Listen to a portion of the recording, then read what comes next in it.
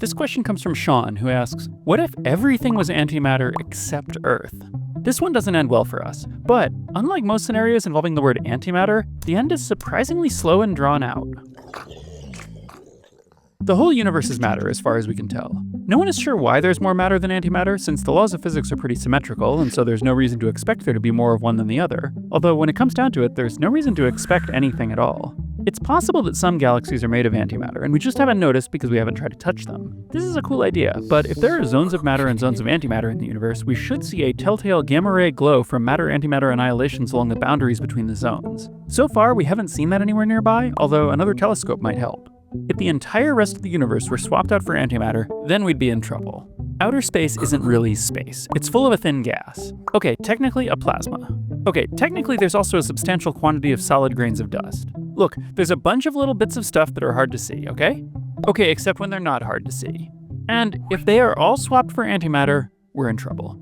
The Earth's magnetic field protects us from the solar wind, and it would protect us from an anti-solar wind too.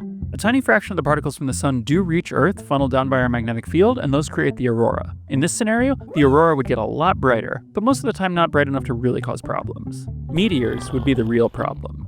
The Earth sweeps up space dust as it travels around its orbit. Somewhere around 30 tons of dust per day enters the atmosphere in the form of tiny grains, most weighing about 10 to the minus 5 grams. An additional similar average per day amount arrives in giant clumps all at once.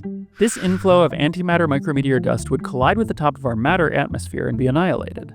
The interactions between the nucleons and antinucleons would be complex, but the end result would be a lot of neutrinos which would fly away and a lot of gamma rays which would turn into heat. This steady flow of material and heat would be the worst around dawn when your house was facing in the direction of Earth's motion. The heat and light added by antimatter would certainly be enough to tip the Earth into a runaway greenhouse scenario, quickly turning our planet into something resembling Venus. But the big antimatter meteors would get us first.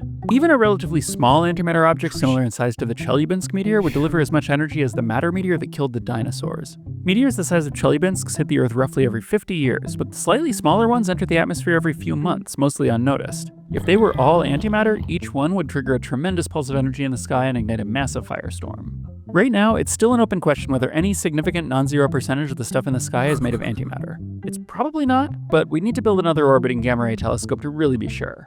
However, it's easy to use a telescope to rule out one possibility, that everything in the sky is antimatter. If it were, your telescope, and everything else, would be on fire. If you have a telescope that's not on fire, maybe you can get that result published.